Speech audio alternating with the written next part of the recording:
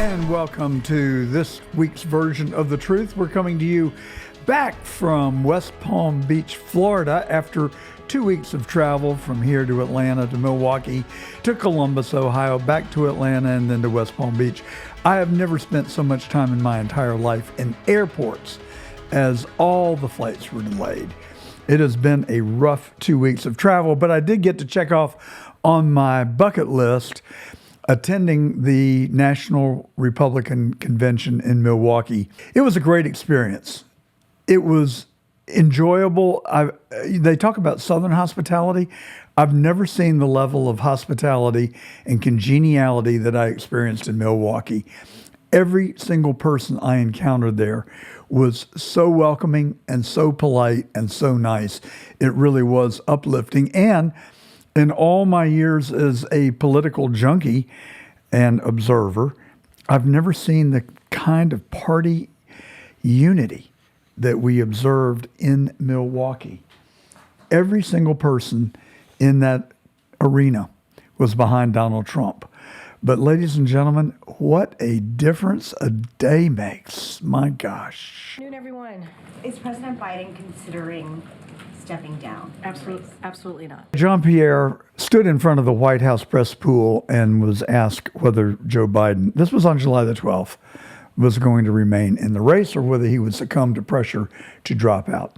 She said in no uncertain terms that he was staying in the race. So then, just 2 days before the Republican National Convention, everybody knows it now, after 2 failed impeachment attempts, a $30 million Mueller investigation that failed, 2 impeachment attempts that failed, 4 prosecutions, an unprecedented invasion of the president's home, which even for the president of the United States, especially for the former president of the United States, even the King of England could not enter the home of a subject without probable cause. Well, that led to the absurd prosecution for retaining classified documents by Jack Smith. Thanks to Judge Cannon, that too has failed. Never before have we seen the stealing of a presidential election like we saw in 2020. And that did succeed. And you see what we've been left with. Just a long trace of rack and ruin, a failed withdrawal from Afghanistan, the empowerment of Iran, a war in the Middle East, and no telling how much we're funneling back into the hands of Joe Biden and his fellow Democrats. I've never witnessed the stealing of a presidential election before, but we saw it in 2020.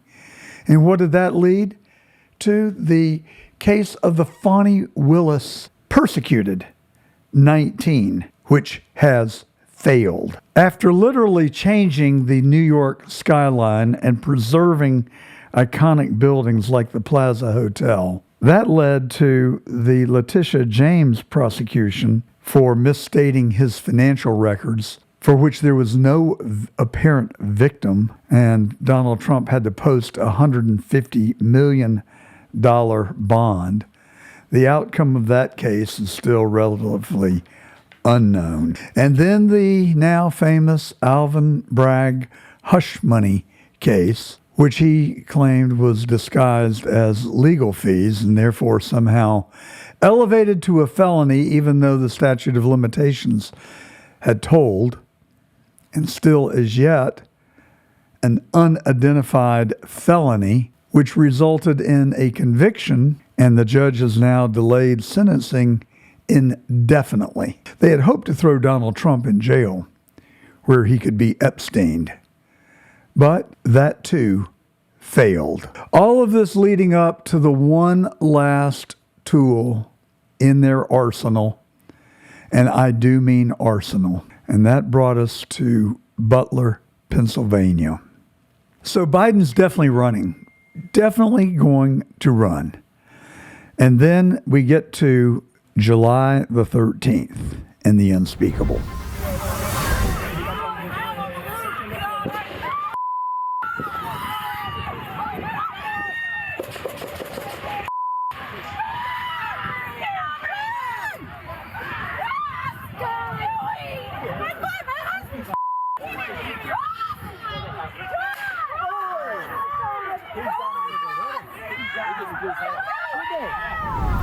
a sleepy rural community just north of Pittsburgh, 35 miles north of Pittsburgh.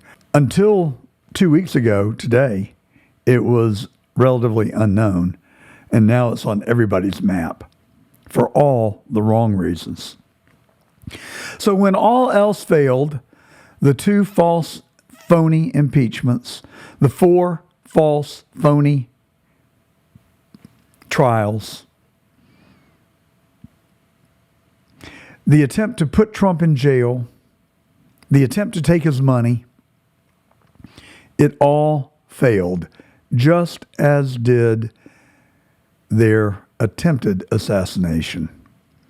An assassination that was predicted by Tucker Carlson and Roger Stone and Kim Clement. Do you know who Kim Clement is? I knew the name, but I didn't really know about him until I watched a really compelling podcast by Roger Stone. And I commend it to you. Just look for Roger Stone, Stone Zone. It's on YouTube. And Kim Clement predicted the assassination of Trump in 2003. Now, he didn't know it was Trump, but he knew it was for a candidate for president of the United States who was going to reclaim America. It's a really compelling video.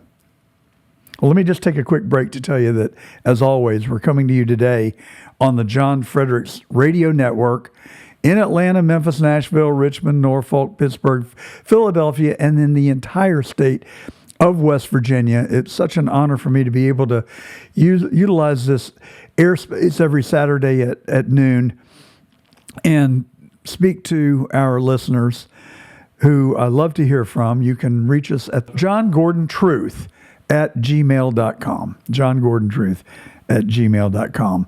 Write to us there. You can also follow us on Twitter, now X. Likewise, John Gordon Truth. We also come to you on Rumble and Getter and YouTube Live each Saturday at noon. You can interact with us on Getter.com. Right now, you can come there, and we are there live. You can also follow us and watch us on the CDM media platforms. They're on Getter, Rumble, X, and YouTube as well.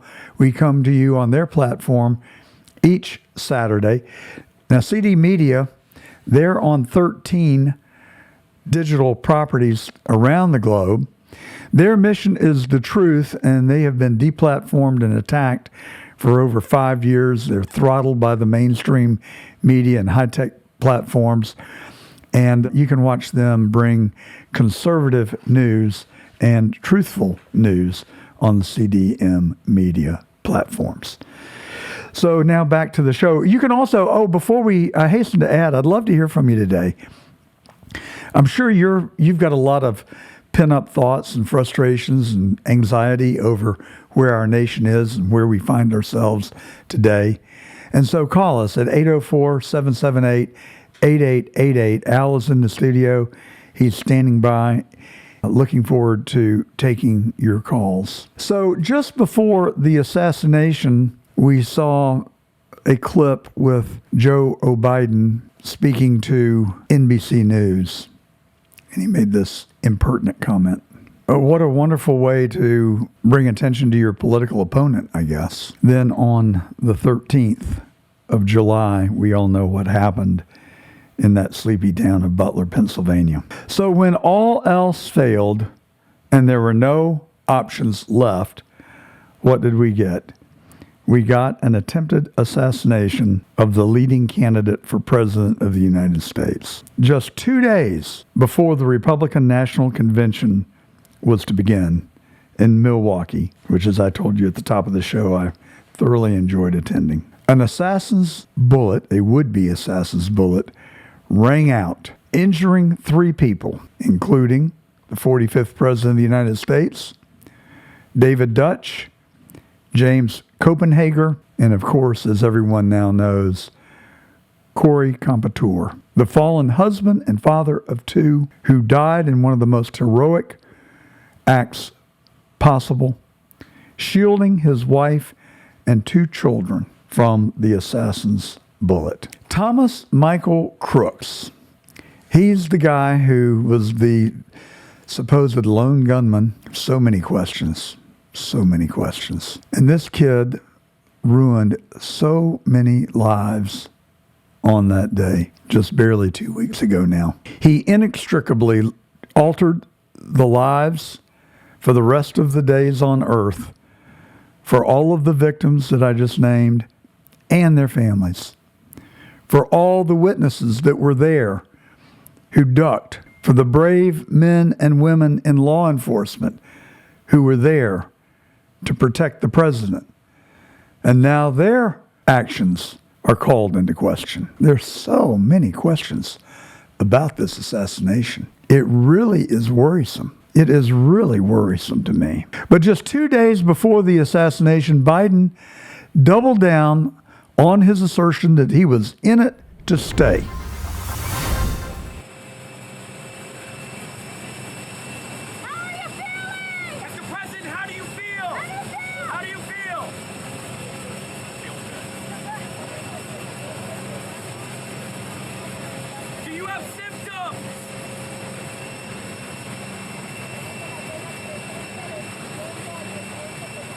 Well, we're watching Biden leaving Las Vegas 2 days after, or I guess it was 3 days after the assassination. But just 2 days before the attempted assassination, Biden, again, his press secretary went on CNN and said he is in this race to stay. Well, we find out that he really wasn't, because he left Las Vegas, presumably with COVID. He went into hiding afterwards. We watched him ascend the short steps to Air Force One. He was barely able to make it up. Then he went into hiding. And when the Dems failed at everything, including the assassination attempt, on July the 21st, we get a letter ostensibly signed by Joe Biden that was posted on social media saying that he was dropping out of the 2024 race. Pull back, ladies and gentlemen, and look at it from afar. Look at all the attendant circumstances. Look at it. They tried everything, including assassination, and they failed. They utterly failed, just like they have failed in governing this country. And we got Tom on the line, calling from Atlanta. Welcome to the show, Tom. Hey, John. Welcome. So, what they've done is just what's been tried, forever by tyrants, which is use up their time and their money. Then if that doesn't work, put them in jail. If that doesn't work, try to take them out, kill them. So thank you so much for bringing all that out. Now, as far as if Trump's looking for a name for, my wife calls her Caramel Harris, which I don't think is insulting. I just think it's kind of clever. But I think she should be called Tommy Harris, and because Obama was raised by Marxists, so he was as close to a Marxist as we ever had. I believe he's an outright communist, and then he put Biden in there, who picked up he took the baton and ran with it. I don't know that he's a communist; he's just an opportunist, and did what he was told by his puppet masters, and now we've got somebody who everybody says, or the people that watch her votes in Congress said that she was further to the left than anybody else in the Senate. So if that's not a communist, I don't know what it is. So ipso facto, President Trump, her nickname, Tommy Harris. Well, I think that is very apropos, and we're going to talk about that some more later in the show. Thanks for the call, Tom. I appreciate your comments, and I think you're right on. But these people, they're evil. They are absolutely evil, and they don't care about our country. They don't care about you and me. They care about one thing and one thing only, and that is power, and I guess I would add corruption. They have demonstrated it time and time again.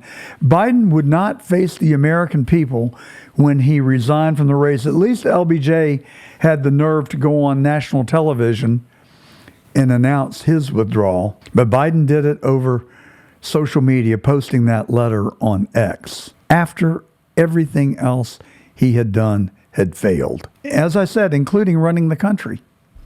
The first thing he did was kill our energy independence. He stopped the pipeline that Trump was building. We were energy independent under Trump. We were buying oil from no one else. Well, we were buying oil from others, but we were developing our own supply of oil so that we were energy independent. This inept Biden has done the unthinkable, and that is drain our strategic oil reserves. What an idiot. What a complete idiot. At a time when we need them the most, when everybody's senses were on the verge of a world war. And what has Biden done? He's drained our strategic oil reserves. Why? To lower the price of gasoline so that he'd have a chance to get reelected. It just proves proof positive of what I'm saying. He does not care about the security of the nation. He only cared about the security of his election. The most inept president ever. Withdrew from Afghanistan, cost us 13 men and women in the armed forces because he pulled the troops out before he staged the withdrawal. Left $85 billion worth of the finest armament known to man, along with Agram Air Force Base, the most strategic military base in the world for the United States, perhaps. Then he takes money from the Russians and the Chinese. Then we've got 52 intelligence officers who signed a letter saying that Hunter Biden's laptop was Russian disinformation. Just look at the lies and the ineptness from the entire time that he illegitimately took the White House. And the oligarchs of this country, which installed him, and the mainstream media, which covered it up and continues to cover it up to this day, are getting exactly what you deserve, which is a failed administration and an embarrassment to the world. Netanyahu was in West Palm Beach yesterday visiting President Trump across the bridge in Palm Beach. I've never seen the display of law enforcement in my entire day. I mean, from the Palm Beach airport to Mar-a-Lago was a sea of law enforcement. Secret Service, sheriffs, West Palm Beach police, ATF, you name it. They were out there. I've never seen a show of force like that before. But Netanyahu came to Palm Beach to visit Donald Trump. I think that's a good sign. I think that he thinks that Trump's going to be the next president, and so do I. Well, I don't know that I think that. I pray that. I pray for that. I hope for that. I aspire for that. But will that occur? I'm not sure. I just don't know. 804-778-8888 is the number to call. Love to talk to you today. 804-778-8888.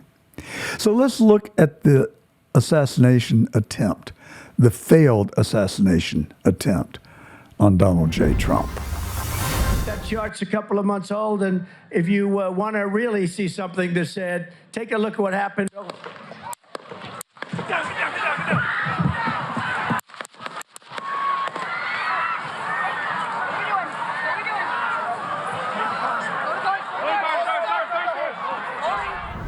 I was in my hotel room right outside of Milwaukee the day before registering for the Republican National Convention, and I watched in absolute disbelief what I had thought would happen. I just didn't think it would happen on that day, just before the Republican National Convention. I wonder what they were thinking. Why did they plan it 2 days before the RNC? I guess so that we couldn't have a convention, so that it would be in utter chaos. And that's when I realized, folks, and I think everybody really has the sense that Donald Trump was saved by our Lord and Savior. That the term Savior has never been more poignant. I mean, you watch that video, you have to believe it was sheer divine intervention. I mean, I think since they've been attacking Trump, it's been divine intervention. And if you watch that podcast with Roger Stone and the daughter of the prophet who I mentioned earlier in the broadcast, I'm looking for his name again. I've got it right here. I'll come up with it in a second. But that video that Roger Stone plays in his podcast was made in 2003, and he talks about an assassination attempt that would fail on a candidate for president of the United States, Kim Clement. That was his name. I've been familiar with the name, but I really never knew much about him. I don't think I ever watched him before, but there are videos on that podcast. I'll dig them out for you, and we'll put it up on our podcast this week. But it is absolutely an amazing, truly prophetic prediction of what was to occur. But after JFK's assassination, we had a very beautiful song talking about our friend John and Martin and Bobby. It's a beautiful song. Now in the modern day, this is the song that came out right after Trump's failed assassination. The shooter gave me Antifa vibes with a bum nerd. Guess he gotta sign some brand new pronouns. Was word. Look, I know how to deal with evil. Only one cure, a couple kill shots, and for these shooters, only one word. You coward. You think pulling the trigger it gave you power? Or maybe inside job, like how they bombed them Twin Towers. Man, the devil gets inside these minds and he devours. Great Depression coming down, and I'm just waiting for the showers. But until then, yeah, I'm gonna rep Christ. I just gotta tip my hat to Trump, cause he about that life. Man, that boy got shot and stood right up and said to fight. I'm just here to get you ready for what's coming down the pipe. I take it as a sign. You better get ready for some bad times. False flag, feeling like we headed toward a landmine. Listen, man, and this is why I write. I'm just here to get you ready for the fight. Are you ready for the fight? We got ops in our midst. They shooting shots, but they missed. Let's hope to God that we don't flip the switch. You've been plotting, no more talking now, cause everybody... Well, it shows you how dramatically our culture has changed since that time. But there's so many questions that are left unanswered about the assassination. And I've searched every piece of information I can find, and I've tried to link it back to the Democrats. And candidly, frankly, we have not really connected the dots. We just have yet to connect the dots. The Kennedy assassination, I won't get back on it. Don't turn off the radio. But we finally connected the dots after 65 years, and they are undeniable. This one, you can't really connect the dots yet because of the shooter. We know nothing about the shooter. And we think that is by accident. I don't. I mean, every person on earth that I know has social media, except for my wife.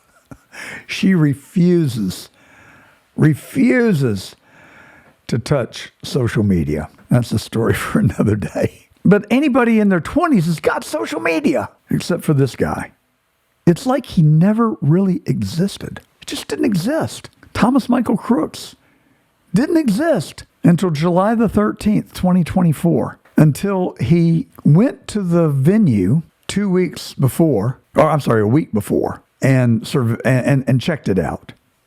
He walked the venue. We now know that. And then the morning of, he flies a drone over the fairgrounds. And then later he stopped at a magnetometer because the rangefinder that he was carrying in his pocket set off the alarm. He was stopped by the Secret Service, who then allowed him to continue. A short time later, he was identified as a suspicious person with other law enforcement when the operator of the magnetometer sent out an alert.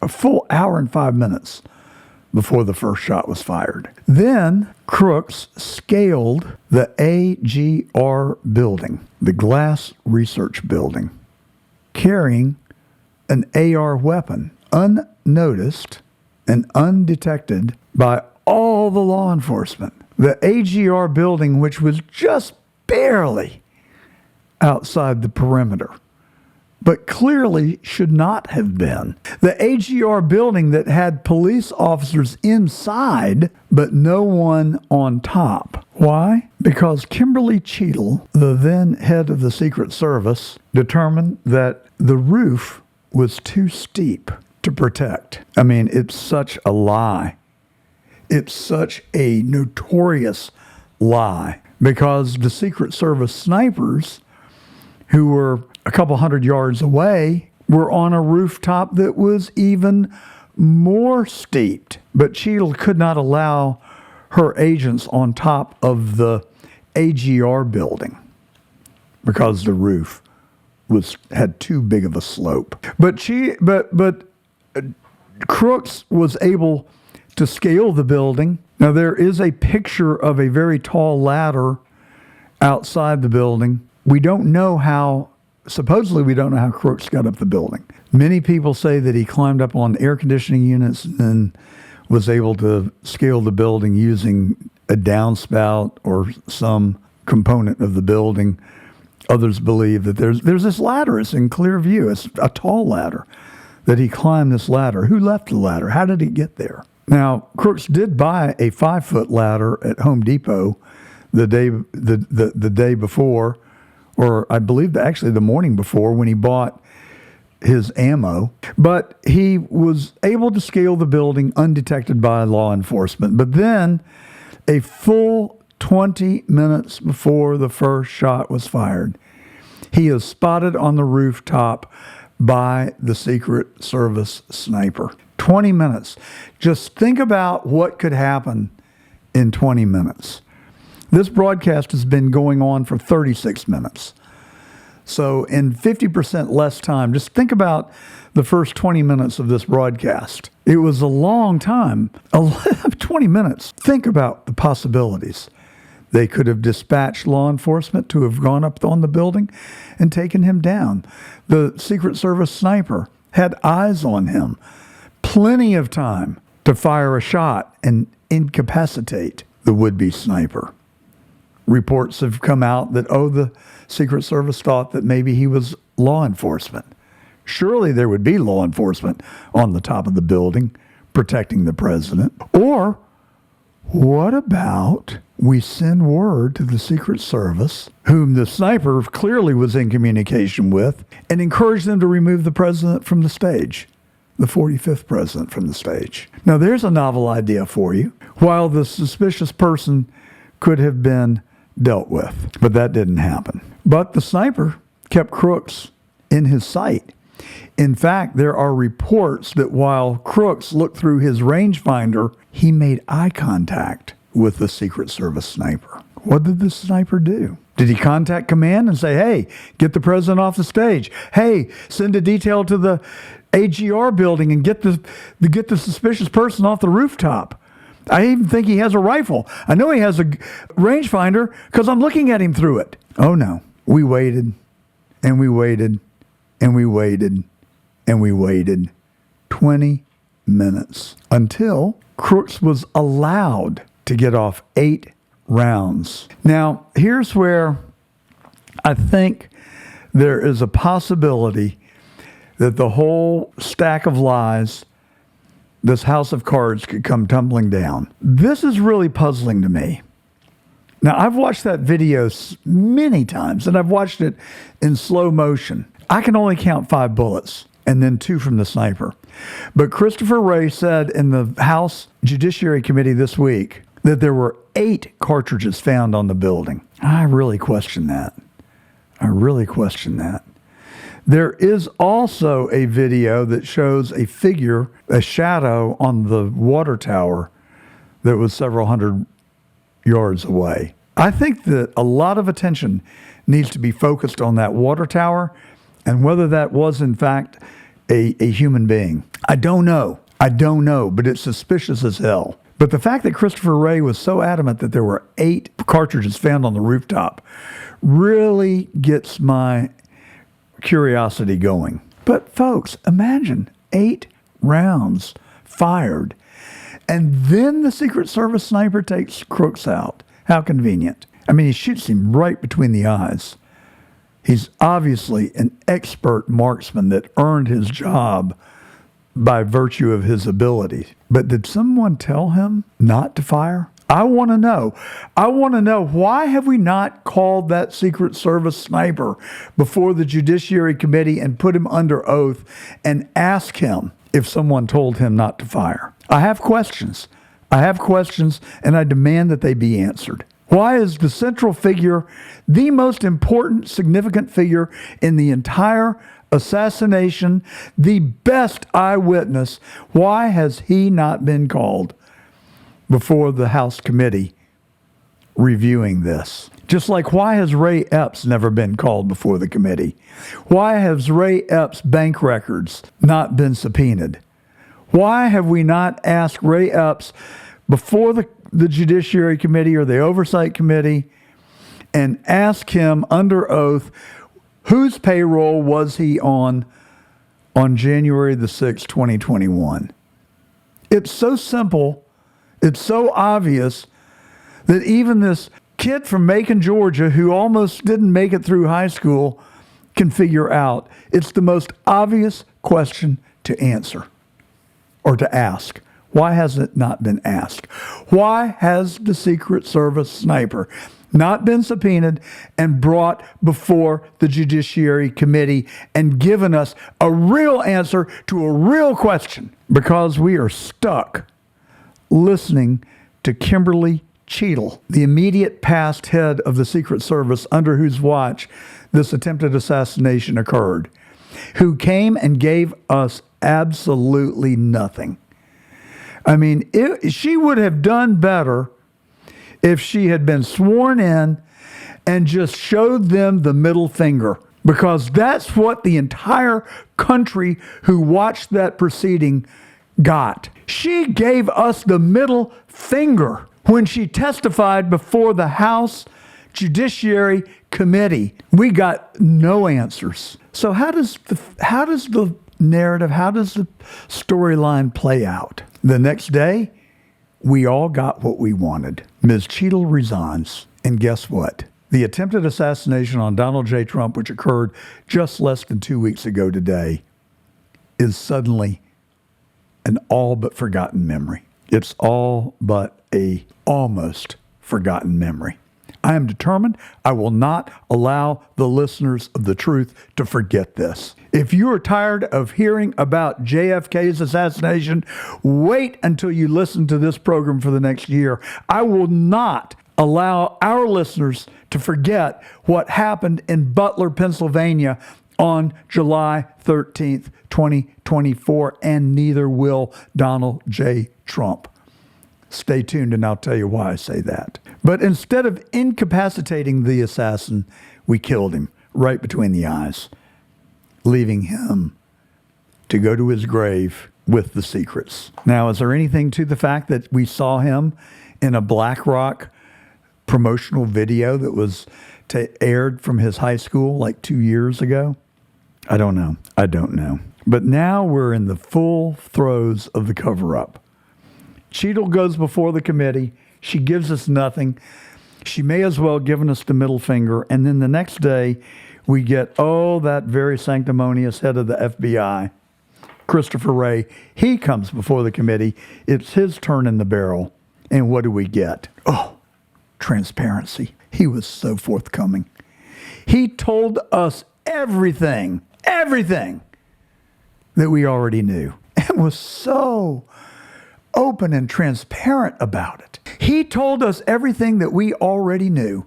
Cheadle wouldn't even do that. So here we are, 23 days before the Democratic National Convention in Chicago, and Biden has dropped out, which he said he wouldn't do just 2 days before the attempted assassination. And we're left with someone more to the left, if you can imagine that, Kamala Harris, the most liberal member of the United States Senate, formerly. A Marxist communist. I shouldn't be so harsh. I should not be so harsh.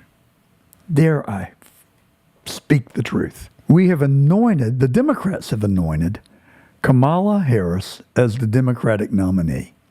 Where is the democratic process? They've got a convention coming up in 23 days. Why not wait 3 weeks and allow the delegates to choose their nominee? No, Donald Trump, he's the threat to democracy, while the Democrats fail to honor democracy. They've got a convention coming up in 3 weeks. Let the convention, let the democratic process determine who is going to be the nominee. What a novel idea. Oh, no. The Democratic machine, they got in full gear. Nancy Pelosi went to Joe Biden and said, we can do it the easy way or we can do it the hard way. We'll celebrate you as one of the best presidents of the modern day, and we will make sure that a statue is erected, that Hunter never sees one night in jail, and that you get to keep your ill-begotten gains because you're the most corrupt president this country has ever seen. We're going to let you and your family off scot-free, and we're going to memorialize you as the greatest president of the modern era. Or we will invoke the 25th Amendment, and we will run you out of office and expose you as the senile, incompetent, corrupt person that you are. And Chuck Schumer was glad to add his ditto, as was the Clintons. But Obama, he held out. He held out. You got to wonder, why was he holding out? Because he wanted an open convention. He actually wanted democracy to reign. Wonder what he was up to. Maybe he's not happy that Mike was overlooked. I'm sorry, did I say that? I meant Michelle. That Michelle was overlooked as a possible candidate. They anointed the most liberal member of the United States Senate, who was the border czar. But no, she was not the border czar. I mean, they just keep playing us for fools. They just keep playing us. I remember like it was yesterday when Joe Biden said that Kamala Harris is going to stop the influx of people at the southern border. She is in charge of the border, but she didn't go there, not once. She made it pass through El Paso. She was there for a number of hours. Why? Because they didn't want to bring the American people's attention to the fact that we had and have an open border. But today, every member of the mainstream media is telling you that she was not the border czar. She had no role in closing the southern border. That's another series of lies. And the American people, not you, not me, but we don't represent the mainstream in America. The mainstream in America are out playing golf right now. They're out playing tennis right now. They're at the beach right now. Isn't life grand right now? They've got their heads buried in the sand. Politics is too unimportant for them. God forbid the morning we wake up and realize that it truly is too late. Andrea from Atlanta, save me. I need to calm down. Hi, John. If you think about why all these things are happening that you talk about, it's important to think about why. And it's really the same old story of control by a small group of people versus control by the people democracy that America was founded on.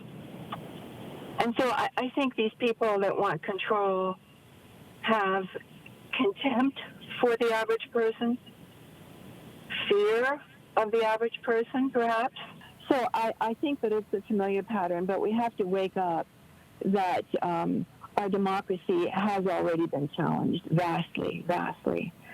And the public has to show that we deserve democracy. We have to, thanks to people like you, become informed. We have to find a moral base, and we have to act on it, because that's the only thing that works. Totalitarianism and monarchies and all those things don't work.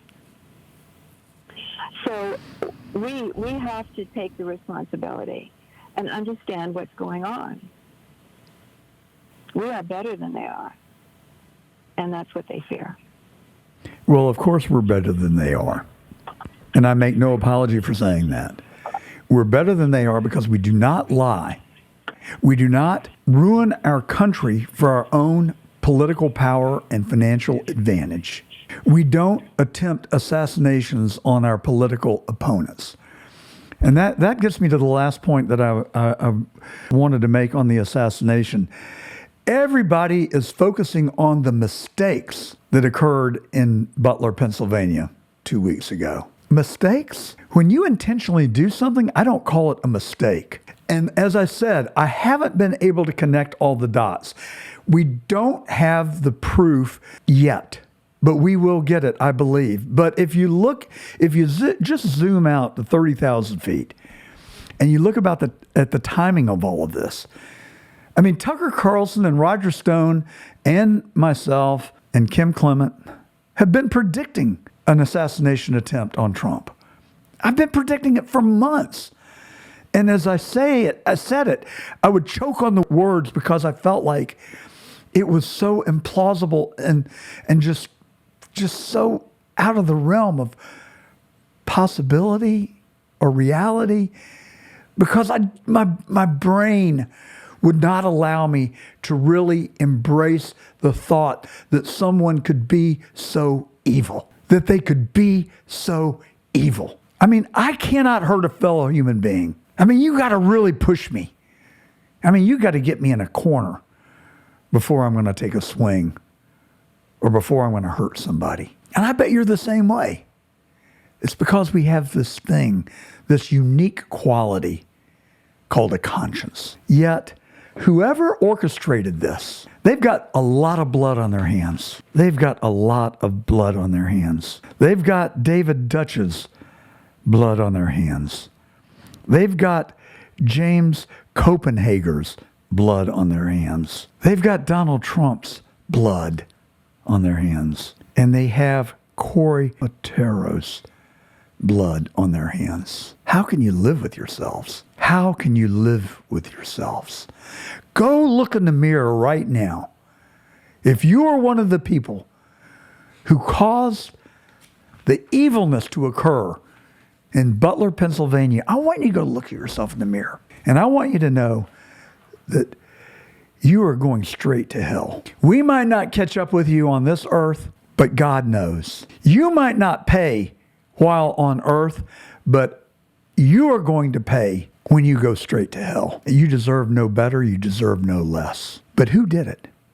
Who orchestrated it? Do we really think that this unknown person with no social media, who borrowed his dad's AK-47, bought the rounds of ammunition that morning, went to a shooting range the day before, and was then allowed to enter the venue with a rangefinder, allowed to scale a building, allowed to stay there for 20 minutes, allowed to get off, according to Chris Wray, 8 shots before he was taken out and after the target was almost eliminated? Do we really believe that? That it just all happened through coincidence and serendipitously occurred in Butler, Pennsylvania 2 days before the Republican National Convention? I can't get there. I cannot get there. I cannot believe that it was the act of a crazed lone 20-year-old. And now I'm seeing how it's being swept under the rug, glossed over, excused, denied, obscurated, pivoted. Get the people who know. Get that sniper under oath in front of the Judiciary Committee, and do it now, Jim Jordan. Do it now.